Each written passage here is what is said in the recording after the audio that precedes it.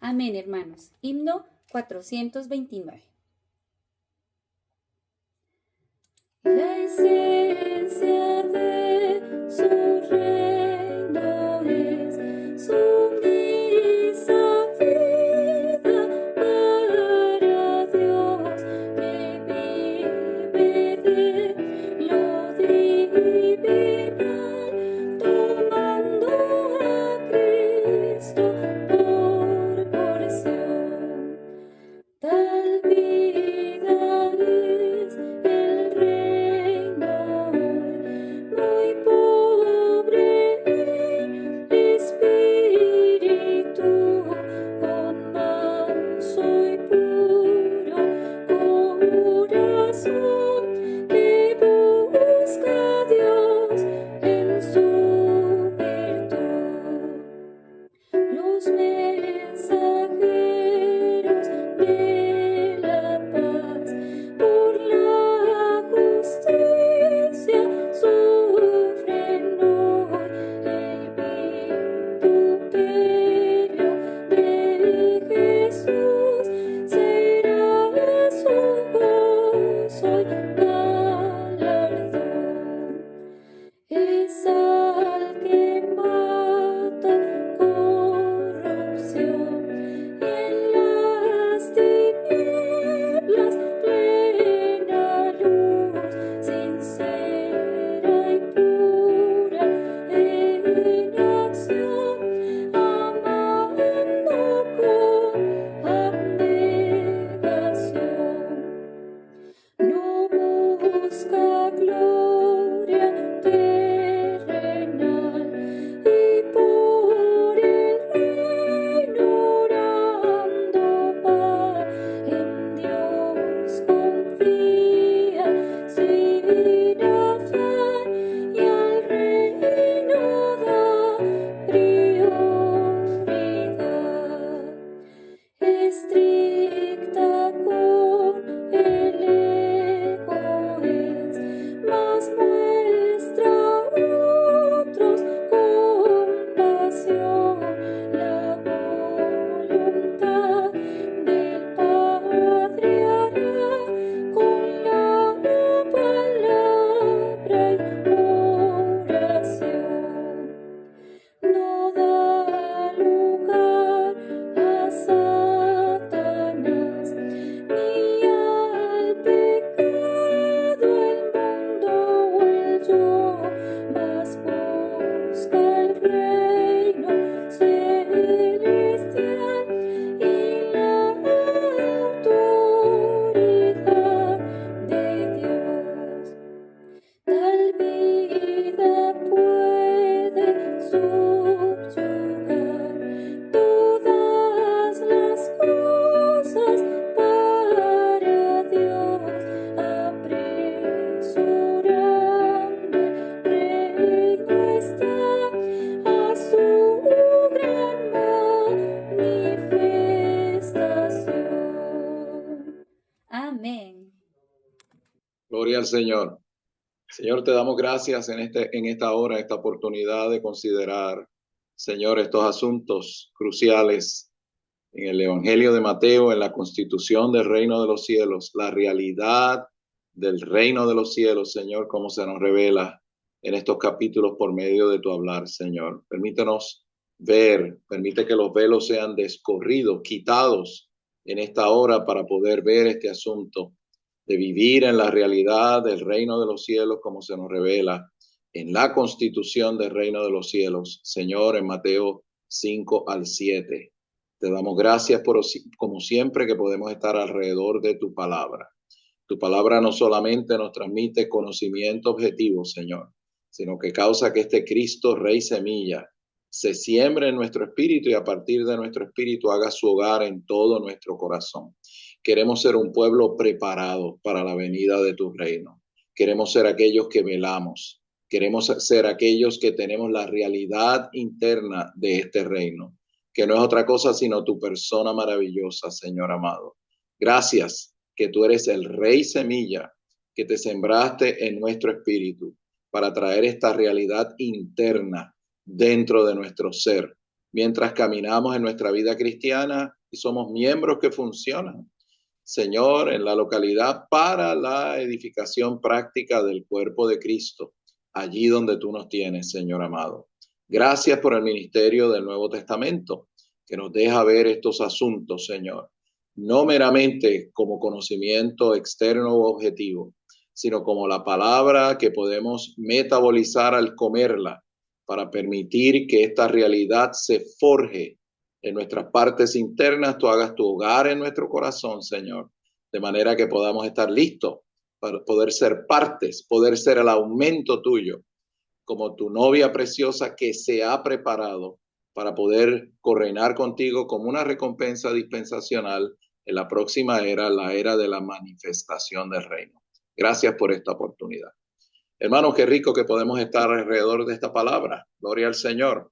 Seguir considerando estos bosquejos que se liberaron por motivo de la carga de cubrir los aspectos cruciales de Mateo en los capítulos 5 al 7. Tenemos que hacer una pequeña introducción para repasar algunos puntos que se hablaron en el mensaje inicial, porque el mensaje inicial es la base de toda esta serie. Cuando uno se mete en el contenido de los capítulos 5, 6 y 7, vemos ahí expresado el vivir que los discípulos del reino de los cielos tienen por virtud de la vida del Padre, la vida divina que se ha instalado en ellos el día en que ellos te recibieron como Señor y Salvador. Así que tenemos que ver y entender, hermanos, que solamente la vida divina cumple las demandas y los requisitos del vivir propio de los discípulos en el reino de los cielos. Eso tiene que quedar sumamente claro. Y en el compartir anterior mencionamos un versículo clave, Mateo 5:48, donde el Señor le dice a los discípulos: sed pues perfectos como vuestro Padre que está en los cielos es perfecto. Si no entramos en la filiación divina por medio de recibir a Jesucristo como nuestro Señor y Salvador y ser regenerados en nuestro espíritu, con el espíritu del Señor, no tenemos la vida divina como el capital necesario para cumplir con las demandas de la constitución del reino de los cielos y el vivir que se refleja en estos 3 capítulos. De hecho, si usted considera y lee el contenido de Mateo 5, 6 y 7, toda persona razonable llegará a la conclusión de que eso es un vivir imposible de vivir, a menos que seamos hijos de Dios. Por eso decimos que la vida divina cumple las demandas y los requisitos y el estándar del reino de los cielos. Habiendo dicho eso, tenemos que remontarnos al hecho de que el reino de los cielos, esta sección que abarca estos 2 periodos de tiempo, el periodo de la iglesia o la era de misterio o la era de la gracia, y el periodo de la manifestación del reino de los cielos o del reino milenial, son las 2 secciones en las escrituras a las cuales nos referimos cuando hablamos del reino de los cielos.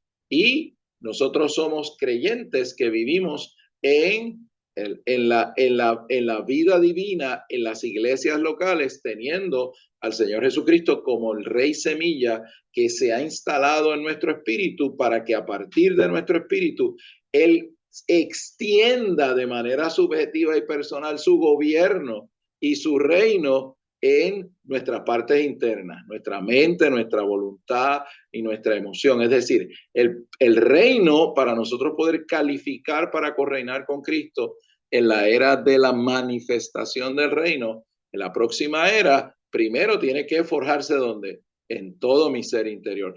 En el lenguaje de Pablo, en Efesios capítulo 3, el Señor tiene que hacer su hogar en nuestro corazón.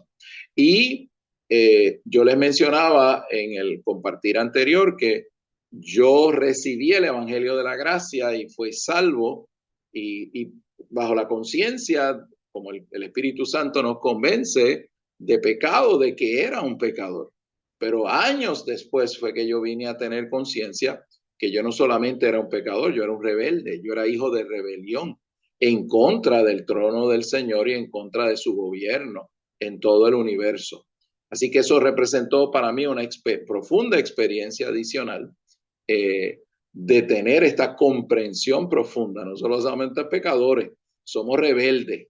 Y yo no necesito solamente a Jesucristo como mi Salvador. Yo necesito realmente que Jesucristo sea el Señor de mi vida. Él realmente tenga la esfera donde Él puede expresarse y donde Él puede obtener un pueblo para Él poder tener una representación que principalmente trate con la rebelión de su enemigo Satanás y sus seguidores. Así que el reino en breve es la esfera que el Señor tiene para expresarse y para que Él pueda tener una representación por medio de el hombre regenerado, santificado, transformado y madurado, como su aumento, como la iglesia, para que sea ese hombre corporativo el que trate directamente con la rebelión de otra criatura que es Satanás y su esquema de maldad y su reino y sus seguidores. Recordemos siempre Génesis 1:26, todo este asunto parte de Génesis 1:26 en la revelación de las Escrituras. El Dios triuno, la Trinidad Divina, creó al hombre a su imagen y semejanza. La imagen dentro de la Trinidad Divina es el Hijo, aleluya. Y lo creó para que él pudiera expresar a Dios y pudiera representarle con su autoridad. Eso, en semilla de la verdad, representa cuál es la intención y el propósito del Señor. Obtener un ser a su imagen que le pueda contener para expresarle y representarle. Por eso, para que podamos participar del reino en la manifestación dispensacional, objetiva, y podamos correinar con Cristo en la próxima era, el Señor primero tiene que ganar y usamos la expresión, mi pequeño corazoncito. Ahí tiene que hacerse el reino, ahí tiene que establecerse el gobierno del reino de los cielos, el gobierno de este rey semilla. Así que el Señor necesita un pueblo que le dé en esta era como remanente la cabeza de playa, le dé la sujeción al Señor, esté dispuesto a pasar por la disciplina correspondiente al vivir del reino de los cielos, como se revela en Mateo 5, 6 y 7, para que ese pueblo entonces pueda ser parte de la novia guerrera que acompaña al Señor en su parucía, en su venida al final de esta era, para darle término a la era de misterio, introducirnos en la era de la manifestación del reino de los cielos. Así que, aleluya, hoy nuestra responsabilidad es vivir en la realidad del reino de los cielos, que se nos revela en Mateo 5, 6 y 7. Así que este es un vivir que describe a los discípulos del reino de los cielos, a los que viven dentro de esta realidad. Y el capítulo 1, dentro de las bienaventuranzas, las descripciones de cómo viven los hijos del reino, nos dan dos principios fundamentales donde se ancla Mateo 5, 6 y 7. Vimos claramente en el mensaje anterior que necesitamos ser pobres en espíritu y puros o singulares de corazón. Esas dos características de los hijos del reino es donde se ancla todo el andamiaje espiritual de la revelación que consta en Mateo 5, 6 y 7. ¿Qué es ser pobre en espíritu? Ser pobre en espíritu significa que yo necesito constantemente renovar el aceite que consta, que está en mi espíritu, que no es otra cosa sino el espíritu del Señor. Yo tengo que hacerlo por medio de disfrutar al Cristo de hoy, consumir el aceite del suministro del aceite hoy día, pero una vez que ha sido consumido, yo tengo que vaciar para cargar mi espíritu en mi experiencia espiritual con aceite nuevo y fresco. Yo les hablé a ustedes del tipo del candelero en el tabernáculo.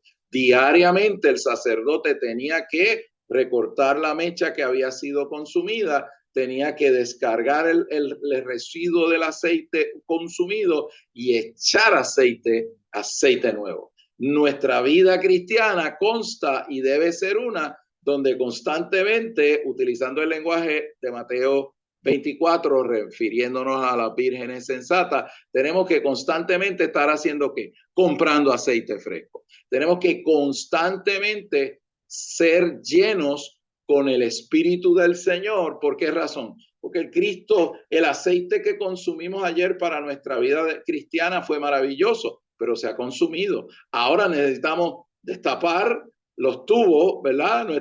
Destapar nuestra tubería espiritual interna y llenarla con aceite fresco para que este renovar del suministro del Espíritu haga la operación interna de purificar nuestro corazón. Y ese fue el segundo aspecto que vimos ayer. El corazón es el componente psicológico de nuestra mente, voluntad y emoción, o parte emotiva, más la conciencia de nuestro espíritu. El corazón es el representante del alma. Y nosotros necesitamos constantemente destapar las arterias espirituales de nuestro corazón psicológico para que el Señor pueda hacer su hogar allí. Por eso Él se siembra como el rey semilla en nuestro espíritu y como el ungüento a partir de nuestro espíritu, como el aceite, Él quiere fluirse a través de nuestra parte emotiva, de nuestra mente, voluntad y personalidad para reconstituirnos por medio de su salvación orgánica al participar diariamente de él descargar y cargar aceite fresco para que el ungüento compuesto se meta en lo profundo de la psicología de nuestro ser, la parte emotiva, nuestra mente, nuestra voluntad. Y en el libro de Mateo, aunque ese no es el meollo de lo que estamos cubriendo, esa perspectiva de la salvación personal y diaria la vemos en Mateo 13, donde se titula, que es el capítulo que tiene que ver con la apariencia del reino de los cielos, que es un capítulo de transición de vivir en la realidad del reino de los cielos. Y vemos allí cómo el Señor entonces va a operar con nuestras partes internas. Y el Señor, pues si recordamos Mateo 13, Él es la semilla que se siembra y hay 4 tipos de terrenos allí, ¿cierto? ¿Se recuerda? Mateo 13. Y hay la necesidad del terreno que ha sido endurecido por el tráfico del mundo, tiene que ser que está endurecido, tiene que ser ablandado. Y hay también dentro de ese terreno, hay qué cosa, hay piedras escondidas. 2 de ellas pueden ser o son pecados ocultos, cosas que no hemos confesado, y también puede ser la autocompasión. Es decir, hay muchas deformaciones y situaciones internas dentro de nuestra psique, dentro de nuestra alma, que el Señor necesita tratar para poder hacer su hogar en nuestro corazón. Además de eso, en la parábola de Mateo 13, en el lenguaje que el Señor utiliza, dice que hay espinos y abrojos. Nuestro corazón engañoso está saturado y abrumado por los afanes, los amores que tenemos con respecto a muchas cosas en la vida humana, que al nosotros estar detrás de esas cosas, ahogan la posibilidad del crecimiento de esta semilla, que es el Cristo Rey semilla, que se ha sembrado en nuestro espíritu.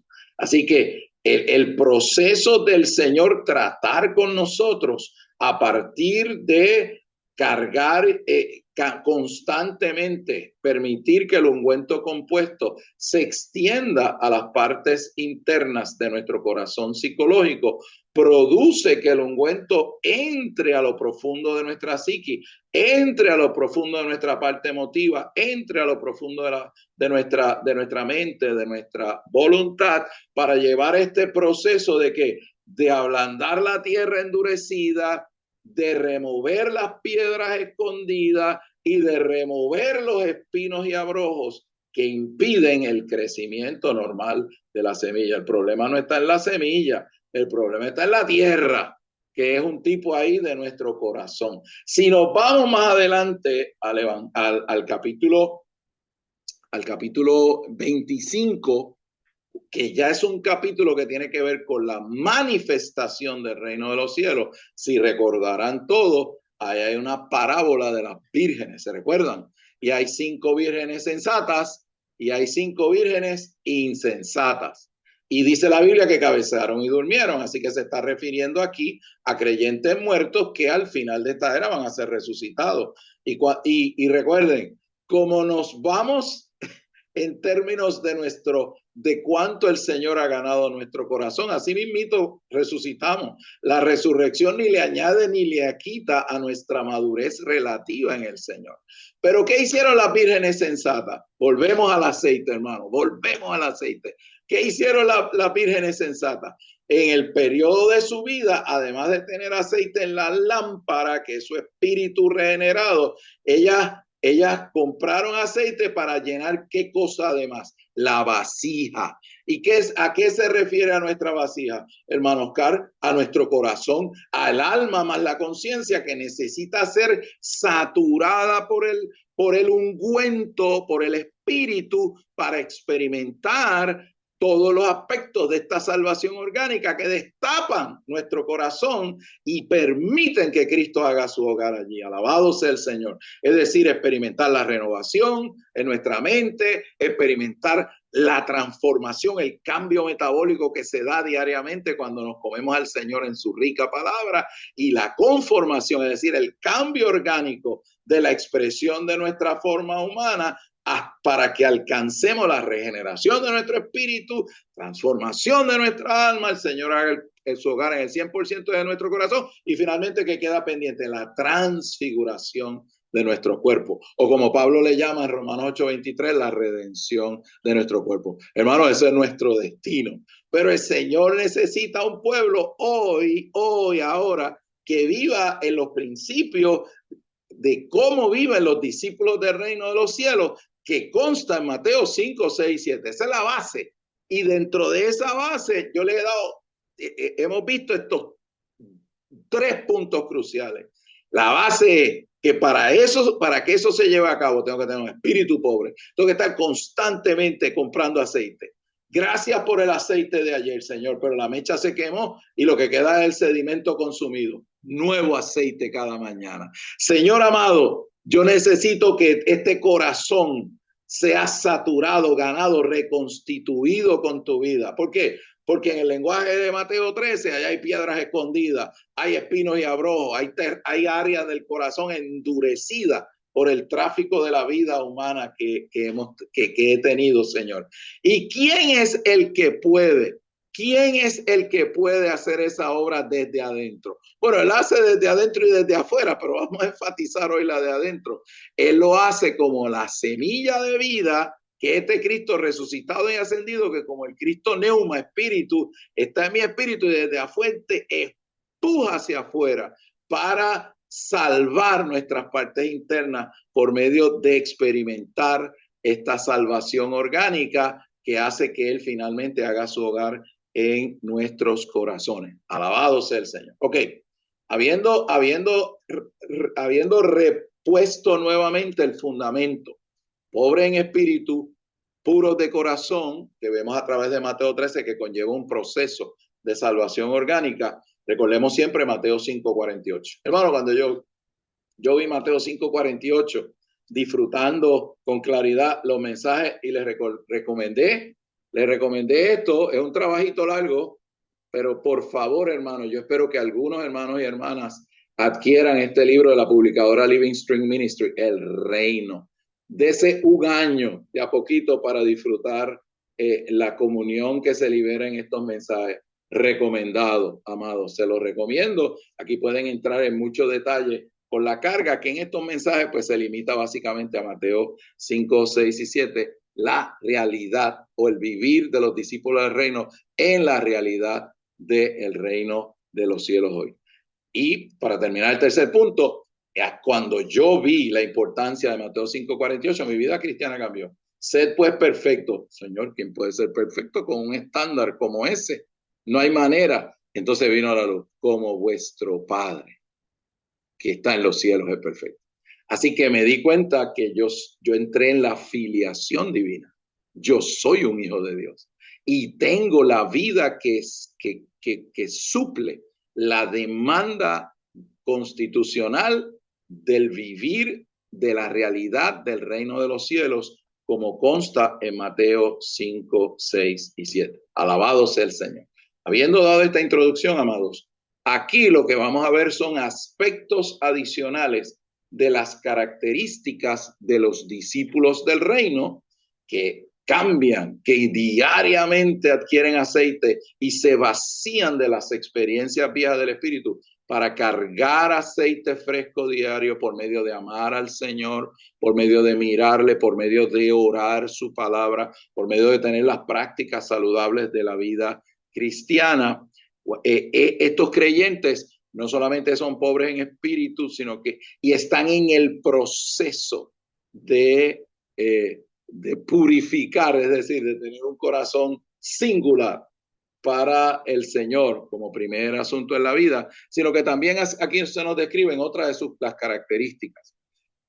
Son los que lloran, son los mansos y son pacificadores. Así que este mensaje lo que hace es destacar aspectos adicionales de las características de los discípulos del reino que están en serio con el Cristo Rey Semilla que está en su espíritu, que diariamente le dice al Señor, Señor, extiéndete, Cristo, te pido. Haz tu hogar en mi corazón. Señor, yo te pido que tú te metas allá adentro. Señor Jesús. Y recientemente, en compartir reciente, un hermano dijo que nuestras partes internas, la mente, la voluntad y la emoción se comparan a un abismo, al mismo abismo que se describe en las escrituras relativo a donde finalmente el enemigo será echado en ruta hacia el lago de fuego. Todos tenemos nuestro abismo personal, nuestras grutas internas en nuestra parte emotiva, en nuestra mente y nuestra emoción. Y el Señor es el único que puede penetrar internamente a lo profundo, porque Él es el ungüento y Él es neuma, el Cristo neumático. Tiene la facilidad de entrar por todos esos aspectos de nuestro corazón para Él hacer su hogar allí, por medio del milagro de la salvación orgánica, forjarse en nuestras partes internas para que haya un aumento de Dios en nuestra vida, como dice Colosenses 2:19. Gloria al Señor. Así que vamos entonces a ir por el bosquejo. Los hermanos aquí citaron una lectura del hermano Watchman Nee que se llama Lágrimas. Está en el mensaje 19 de las obras coleccionadas del hermano Watchman Nee. Lágrimas se llama ese mensaje. Y básicamente la tesis del mensaje es que un creyente que está viviendo en la realidad del reino de los cielos es uno que llora. Y no solamente eso, él dijo, cuando usted tiene el espíritu lleno y no cambia el aceite y se la cree usted mismo, aleluya, usted no llora. Pero cuando uno que está constantemente buscando vivir en la realidad del reino de los cielos, somos aquellos que constantemente tenemos lágrimas. Y aquí se nos va a describir, se nos dan algunos ejemplos de por qué razón ese es el caso. Y en una de estas porciones de este mensaje clásico del hermano Ni decía, cuando estamos satisfechos, ¿se recuerdan de Deuteronomio 4:25? Cuando estamos languideciendo, no hay lágrimas, no hay lágrimas. Ahora, cuando estamos desesperados por ganar la realidad de esta persona maravillosa, este rey semilla en nuestro espíritu, va a haber muchas lágrimas porque no somos indiferentes. Queremos que el Señor se forje en nosotros y nos confrontamos tanto con la situación dura en la condición en que está el mundo, en que están los creyentes, y también vemos nuestra propia escasez y necesidad del Señor.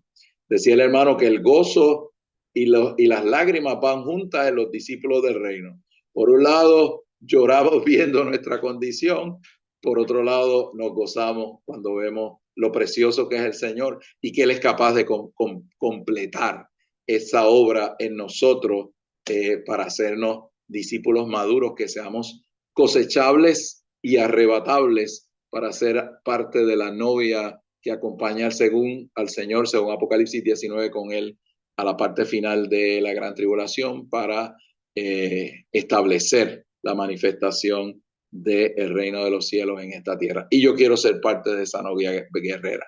Así que ahora tenemos que abrirnos para considerar estos puntos. Yo le quiero leer el Salmo 84. Hay una nota abundando en este asunto de las lágrimas. Y lo hacemos, hermanos, porque tenemos tantas herramientas tan ricas, ¿verdad? Para meterlo en la verdad. El Salmo 84 es un salmo que habla de las calzadas o los caminos a Sión, que es una progresión de cómo maduramos en el Señor, el tipo profético del salmo hasta que llegamos a Sión.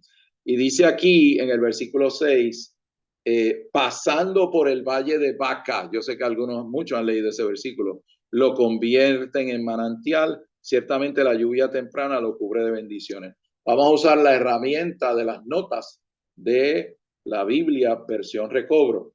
Dice aquí, ¿qué significa lágrimas? Por un lado, quienes están en las calzadas a Sión, es decir, en la ruta hacia Sión a través de el camino del tabernáculo que comienza por la puerta del atrio exterior hasta llegar al Shekinah en el lugar santísimo, dice.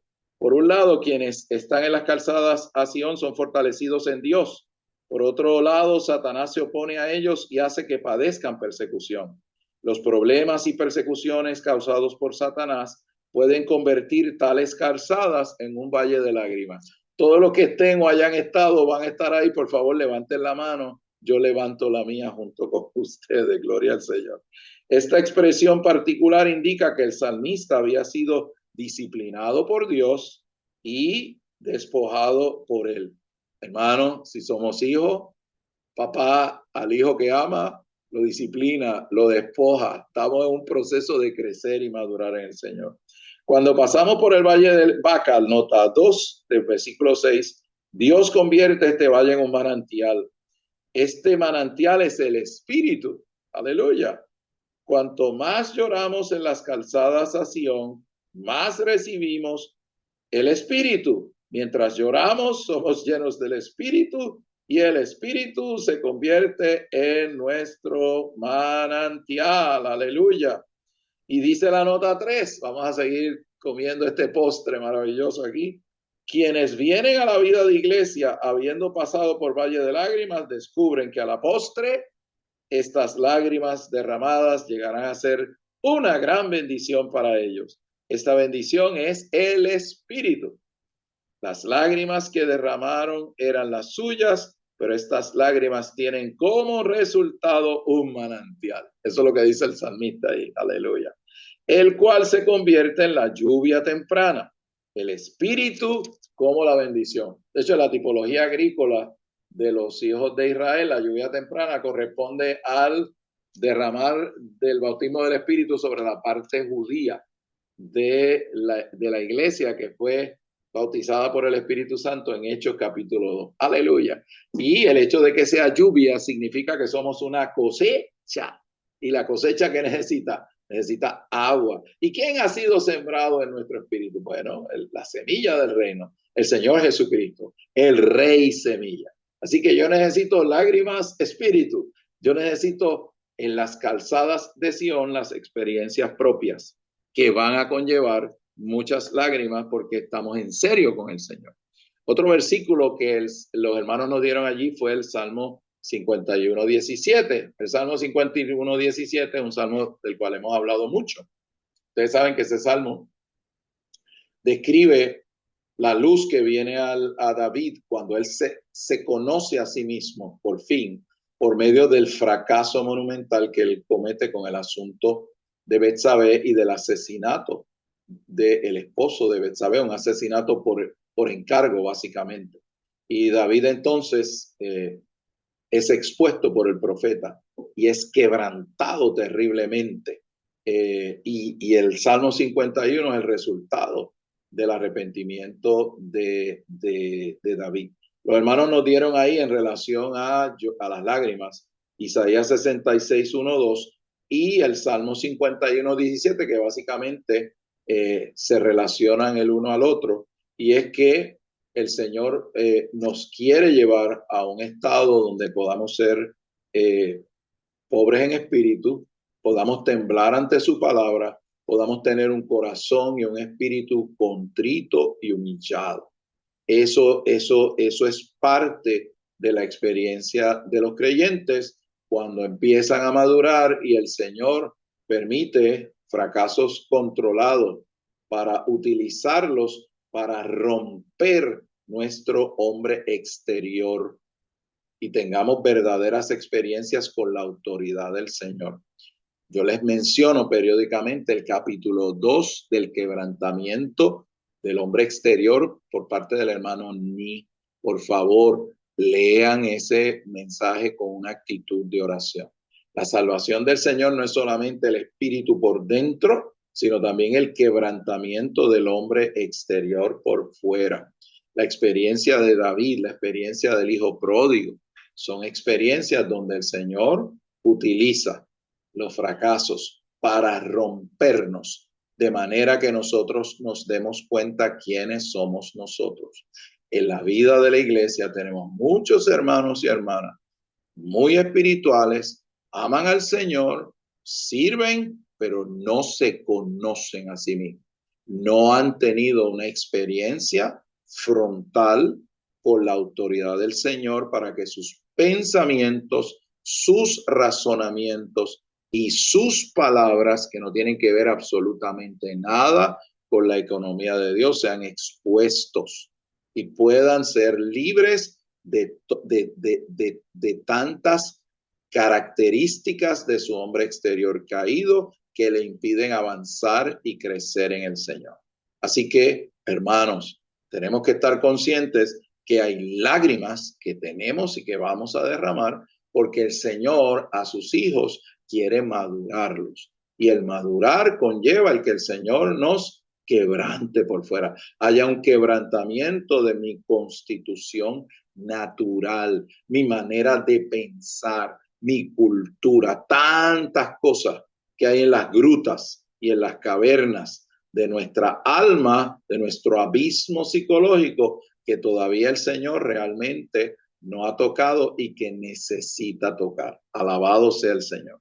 Así que esta es una palabra, esto es una palabra que es para todos nosotros. Todos nosotros, si estamos en serio con vivir en la realidad del reino de los cielos conforme a esta constitución que se revela aquí en Mateo 5 al 7, debemos darle diariamente el consentimiento al Señor. Señor, haz lo que tú necesites por fuera y por dentro para yo darme cuenta de quién yo soy. Yo siempre les cito a ustedes Cantares 1:5. Recuerden que la buscadora no solamente descubrió que quería los besos de la boca de aquel campesino que realmente era el rey. Ella en el versículo 5 descubrió que era morena. Así que la experiencia espiritual adecuada requiere ambos descubrimientos de manera simultánea a la velocidad de la vida. Cuán hermoso y precioso es Él y cuán fino es Él. Y tarde o temprano yo empezar a descubrir cuán moreno yo soy, cuáles son las fisuras, cuáles son las deformaciones, cuáles son las cosas en lo profundo de mi alma, de mi corazón, que causa que mi corazón no sea un corazón singular. Y para eso yo necesito la salvación del Señor. Me dicen amén, hermano. Gloria al Señor. Esto es bajo esta operación de la Trinidad Divina, estamos todos nosotros. Otro ejemplo que nos dieron ahí fue el de Ana, la mamá de Samuel. Ustedes saben que Ana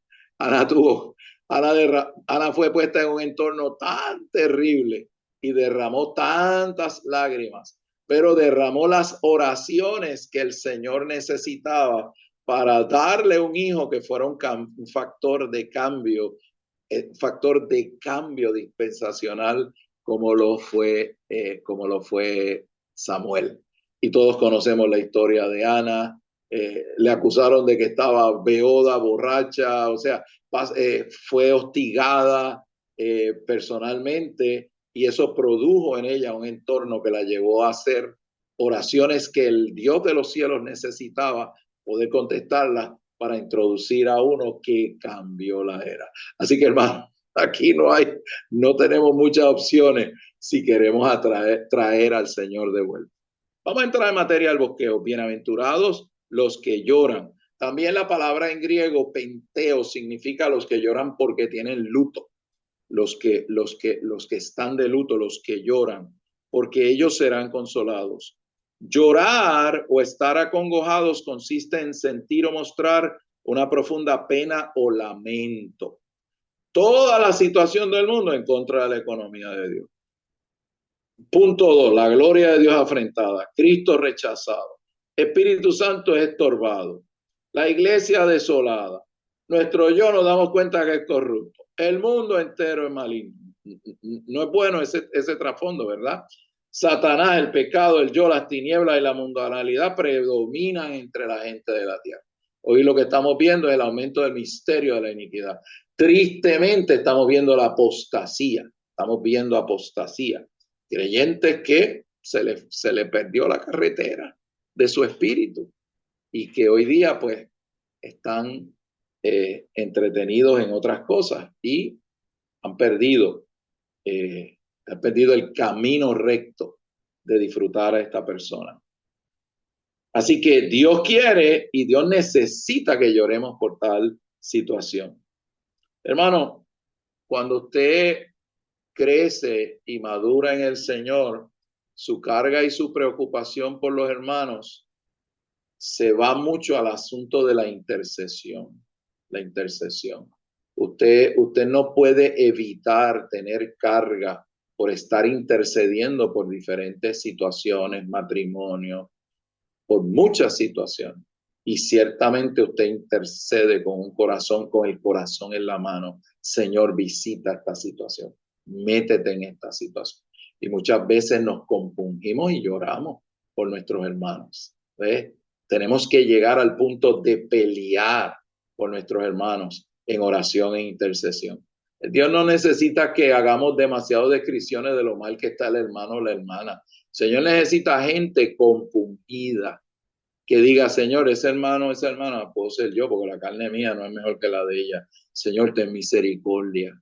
Señor, visítala. Señor, visítalo. Señor, métete en este joven querido. Señor, es decir, con el tiempo, el llorar se convierte en lágrimas de intercesión. Otra cosa, hermano, no hacemos madera del árbol caído, amados. Hay que tener mucho cuidado. Mateo 7, 1, 2, Constitución del reino de los cielos dice, no juzguéis para que no seáis juzgados. No seamos pronto, como dice Pablo a Timoteo en 1 Timoteo 5, en poner las manos ligeramente. No, esto es por esto o por lo otro, por lo otro. ¿Y cómo usted sabe? No lleguemos a conclusiones, simplemente lloremos, veamos nuestra necesidad personal e intercedamos por las situaciones que nos rodean. Amén, gloria al Señor. Un santo que es pobre en espíritu busca a Dios, recuerden, pobre en espíritu, busca a Dios y llorará por aquello que los rodea. La situación presente, las personas en el mundo que no quieren a Dios, se resisten a Dios y se rebelan contra Dios. El Señor prometió que aquellos que lloran en nombre de Dios serán consolados. Aleluya. Nuestro corazón afligido, corazón, recuerden, corazón singular, espíritu pobre. Nuestro corazón afligido es consolado al ganar a Dios y al estar bajo su gobierno. Sin embargo, nuestro consuelo será mayor y más rico en el reino venidero y en la eternidad futura. ¿Por qué? Porque el reino milenial, la próxima era, es una recompensa, galardón a los que hoy se están dando para comprar aceite, para tener un espíritu pobre y para permitir que el Señor lleve a cabo su salvación orgánica en nuestro corazón al punto de poder hacer su hogar allí. Un creyente que vive en la realidad del reino de los cielos llora a menudo, es una persona sensible. Aleluya. Nos conmueven las situaciones y lloramos, clamamos, gemimos al Señor. Oh, Señor Jesús. Un santo no llora por causa de las tribulaciones que sufre, sino por no haber ganado a Dios. El objeto del tal llanto es Dios y su dominio, tiempo perdido.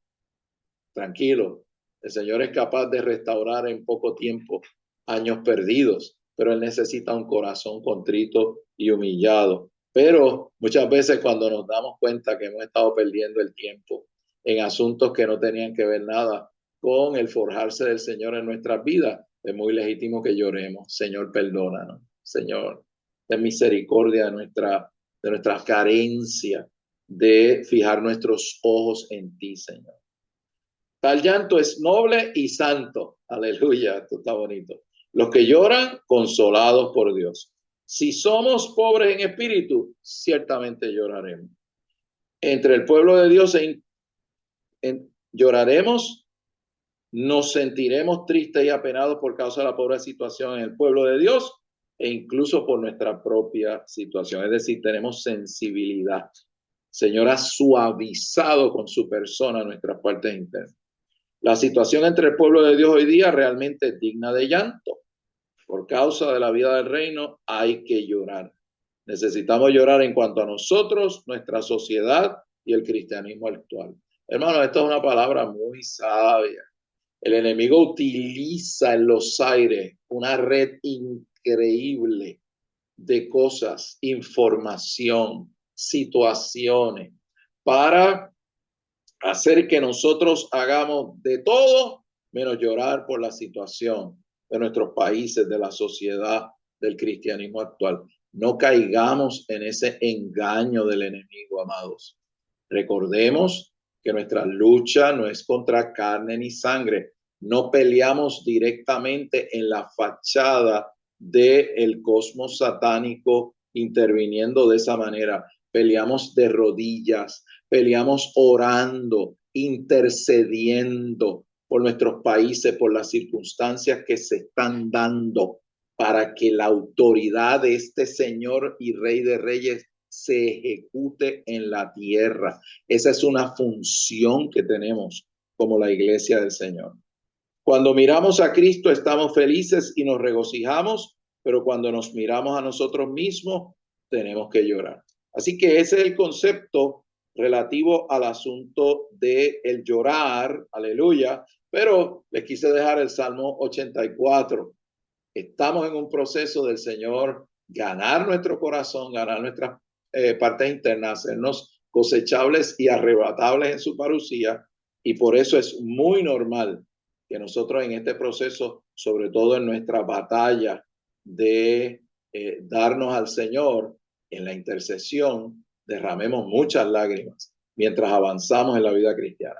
El punto 2 de este bosquejo tiene que ver con los mansos, porque ellos recibirán la tierra por heredad. Obviamente aquí la tierra por heredad dentro de la constitución del reino de los cielos se refiere a la recompensa de reinar con Cristo todavía en la vieja creación durante la era del reino milenial. Así que es tremendo porque por un lado eso conlleva una batalla espiritual, pero por el otro lado, aleluya, por un lado tenemos que luchar y pelear, pero por el otro lado los que heredan son los mansos, aleluya. Así que, ¿qué hereda la tierra? La mansedumbre heredará la tierra.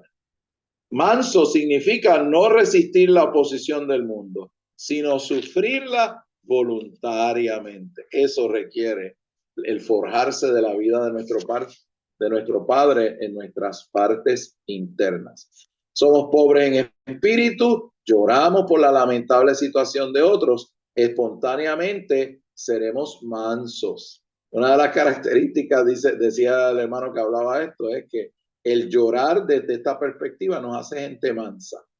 Debemos ser mansos para con todas las personas. Poseer la virtud de la mansedumbre significa que no invadimos a otros ni luchamos con ellos. Señor Jesús, cuando usted está en la carretera, en las calzadas a Sion, y el Señor se forja en nuestro ser como mansedumbre, se da una característica en nuestra comprensión de las circunstancias de otros que hace que no los atiborremos, los invadamos emocionalmente, los hostiguemos. No somos una persona que cuando llega todo el mundo está viendo por qué ventana se escapa, porque somos abrasivos. No hay mansedumbre en nuestro ser, no. El que ha experimentado al Señor y el trato profundo del Señor en sus partes internas y ha llorado mucho, permitiéndole al Señor que se forje en su situación personal, es una persona que tiene mucho cuidado en invadir el espacio de otras personas para hostigarlos emocionales, inclusive con palabras que pueden ser espirituales. Tú tienes que hacer esto, tú tienes que hacer lo otro. No. Esas personas imparten la mansedumbre del Cristo que está forjado en ellos y son por lo tanto accesibles. Los hermanos se sienten cómodos en acercarse a esos hermanas y hermanas queridos que no están en una lucha, sino que están sencillamente experimentando la obra renovadora y transformadora en sus partes internas, lo que las lleva a ellos a darse cuenta qué misericordia ha tenido el Señor con ellos. Y por lo tanto, su lógica de pensamiento es, si el Señor lo ha podido hacer conmigo, aleluya, yo puedo orar por mis hermanos para que el Señor se forje, trate y trabaje con ellos, no a la manera de darle regaño o decirle lo que tiene que hacer. Usted no es Cristo ni murió por ellos, sino sencillamente, si existe, interceder por ellos, ser accesible a ellos, es decir, en un estado de mansedumbre y de confianza plena, que si el Señor lo hizo conmigo, lo puede hacer con mi hermano, con mi esposo, con mi esposa, con mis hijos, etcétera, etcétera. Así que estamos dispuestos a ceder. ¿Por qué? Porque tenemos la confianza plena y lo hemos vivido en nuestra vida, que el Señor opera de día. El Señor se puede mover cuando estamos en el claroscuro y el Señor se mueve también cuando es de noche y es oscuro. De hecho, el Nuevo Testamento es la evidencia de que la revelación del Señor y la operación del Señor se activa y es todavía más intensa cuando más oscuro parece ser el escenario y la situación. Aleluya. Dice aquí, mientras somos mansos para con otras personas, debemos luchar contra el poder de las tinieblas. Así que estos son mansos que pelean en intercesión y oración. ¿Por qué? Porque tampoco ignoramos las maquinaciones del diablito mentiroso.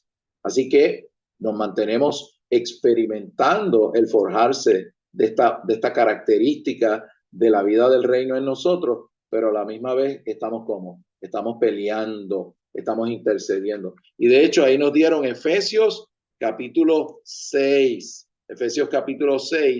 verso 12. Vamos, ¿qué tal si vamos a ese versículo? Efesios es un capítulo importantísimo porque tiene que ver con la aplicación del rema de Dios como espada para aniquilar nuestro adversario interno, lo que hace que seamos de todo menos mansos. Efesios capítulo 6, verso 12. Vamos a buscarlo por aquí. Dice, llego ya mismo. Aleluya. Gloria al Señor. Efesios capítulo 6,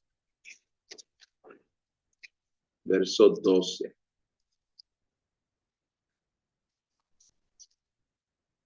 Aleluya, Señor Jesús.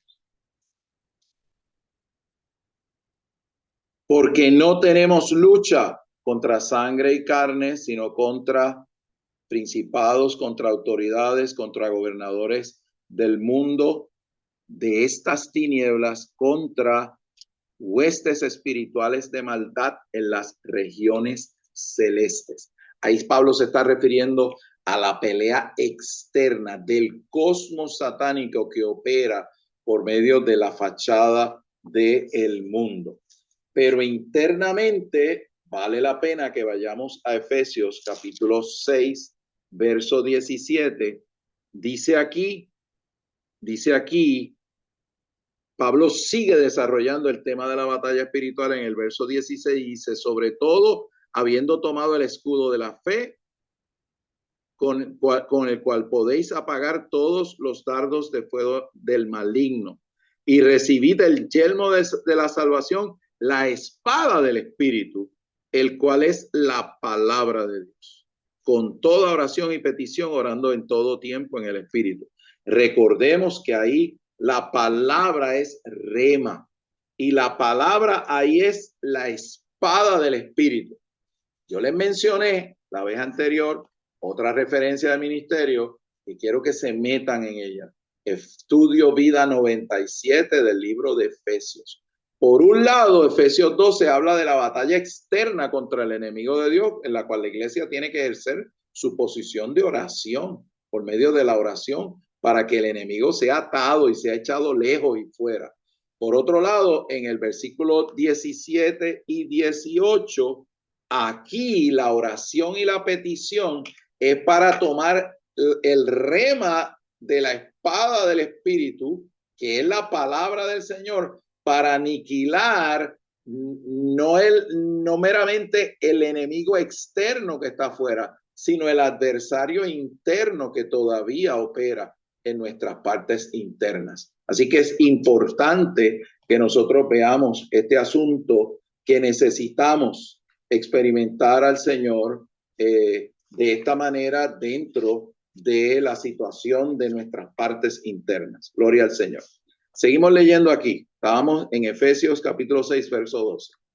Dice aquí, mientras somos mansos para con otras personas, debemos luchar contra el poder de las tinieblas. El enemigo externo por fuera, verso 12, y el adversario interno, al cual Pablo se refiere en el versículo 17 y 18, que lo aniquilamos ¿con qué? Con el rema de la espada, o con la palabra instantánea que opera como espada para aniquilar el adversario interno dentro de nuestro corazón. Aleluya. Dice aquí, las otras personas no son el enemigo es Satanás y sus ángeles, los poderes malignos en el aire. Eso está en Efesios capítulo 2, verso 2. Recuerden, la fachada del cosmos. La fachada del cosmos es a lo que se refiere Efesios 2:2. La fachada es externa, es el entorno que Satanás arregla. El cosmos, la operación del reino de las tinieblas, que es invisible. Si somos mansos, estando dispuestos a sufrir la oposición del mundo en esta era, recibiremos la tierra por heredad en la era venidera. Alabado sea el Señor. Así que toda esta palabra de la constitución del reino tiene que ver con que con la recompensa del reino milenial. Porque ciertamente, aunque el Señor le tome esta era y la siguiente para forjar a Cristo en todo nuestro ser, de manera que alcancemos la plena filiación y la plena madurez en el Señor, eso se va a dar inevitablemente. De lo que estamos hablando aquí es permitir que el Señor se forje en nosotros para poder correinar con Cristo durante la próxima era como una recompensa. El Señor dijo, yo soy manso de corazón. Al enfrentar la oposición, siempre fue manso. En 2 Corintios, Pablo habla sobre la mansedumbre de Cristo. La mansedumbre es una virtud de la humanidad de Cristo por la vida divina. Aleluya. El hermano hizo una observación aquí. Cuando estemos en situaciones conflictivas, no saque la vara, saque la mansedumbre. Aleluya. Gloria al Señor. Muchas situaciones se exacerban porque no somos restringidos y nos vamos por el asunto correctivo de que se convierte en una vara para darle a otros. El hermano lo que decía ahí, no saque en esas situaciones la vara, saque la mansedumbre, saque la mansedumbre. La mansedumbre de Cristo no es asunto sencillo, ya que se halla en su humanidad y es producida por la vida divina. Cuando el Señor Jesús estuvo en la tierra, Él llevó una vida humana por la vida divina. Alabado sea el Señor. Por medio de esta mezcla de divinidad y humanidad, la virtud de la mansedumbre fue manifestada. Esta vida mezclada, esta vida donde el Señor vivió como hombre por la vida de su Padre, produjo en su vivir humano y en su humanidad la virtud de la mansedumbre. La mansedumbre de Cristo se ve en la manera que entró a Jerusalén. Mateo 21, 1 al 11. Él era manso, sentado sobre asna, sobre pollino, hijo de bestia de carga. Aleluya. Hermano, la corporificación de la Trinidad Divina, el resplandor de la gloria divina y la imagen de su sustancia, Hebreos capítulo 1 y 3, entró como un hombre sobre un pollinito, sobre una asna. una bestia de carga a Jerusalén. Mayor testimonio de la mansedumbre del Señor no podemos expresar aquí. Esto representa el estado manso y humilde en que el Señor estuvo dispuesto a presentarse. Cristo el Rey no vino con un esplendor altivo, sino con mansedumbre, apacible y humilde. Por lo tanto, la gente podía allegarse a él, la gente lo apretaba, su ministerio, él fue apretado, él fue buscado por las personas. Oh Señor Jesús, aunque era el Dios que creó los cielos y la tierra, era manso, era apacible, era accesible. La gente lo podía tocar, se podía acercar a él. El Señor Jesús no vino para luchar, sino para ser un rey manso. Los que son mansos reciben la tierra por heredad, por heredad. Así, y esto ya lo hemos dicho, si vivimos hoy en la realidad del reino, heredaremos la participación en la manifestación del reino de los cielos en la próxima edad. Pero necesitamos experimentar esta salvación orgánica por medio de crecer hasta la madurez en el desarrollo apropiado experimentado en la vida divina, letra C del punto 2. Vamos al tercer punto. Bienaventurados los pacificadores, porque ellos son llamados o serán llamados hijos de Dios. Así que la paz, la mansedumbre y las lágrimas son condiciones medulares y fundamentales para el reino de Dios. Son características de los discípulos del reino que están creciendo y madurando, y vamos a ver esa progresión aquí de nuevo. Satanás el rebelde es el instigador de toda rebelión. Por causa del reino de los cielos, bajo el gobierno celestial de este reino, debemos ser aquellos que hacen la paz entre los hombres. De hecho, portamos el evangelio de paz que reconcilia a Dios con el hombre. Nuestro Padre Dios es Dios de paz, quien tiene una vida pacífica con una naturaleza pacífica. Si nosotros los que hemos nacido de él hemos de ser pacificadores, debemos andar en su vida divina y conforme a su naturaleza divina. Cuando usted es pacífico, cuando usted hace la paz, cuando usted es manso, cuando usted no viene con la vara, sino con la mansedumbre, y esa mansedumbre corta más que 1000 espadas. Cuando somos tales personas, somos en la praxis, somos discípulos del reino de los cielos. Somos la gente que está siendo calificada en su entrenamiento por medio de la salvación orgánica para poder correinar con Cristo en la próxima era. Aleluya. Así que los pacificadores bienaventurados serán ¿qué? Serán llamados hijos de Dios. ¿Qué implicaciones tiene eso? Porque hijo de Dios soy yo ahora. Lo que eso implica desde el punto de vista dispensacional es que cuando los vencedores sean manifestados en todo su esplendor, con un cuerpo de gloria, correinando con Cristo, descendiendo con Él y siendo manifestados como hijos de Dios en plena madurez, toda la creación, todas las naciones que queden, la humanidad verá, estos eran ciertamente los hijos de Dios. Aquí no se refiere meramente al Hijo de Dios como estamos ahora, que simplemente estamos regenerados y experimentando, esperamos todo, ¿verdad? El proceso de la salvación orgánica. Aquí se refiere a la plena manifestación de los hijos de Dios, que será testificada por todo su ser en gloria en la parucía del Señor. Así que aquí dice que los creyentes son hijos de Dios, y ¿qué hacen luego? Crecen para llegar a ser hijos maduros de Dios. Esa es la carretera. En su salvación, Dios hace de pecadores hijos.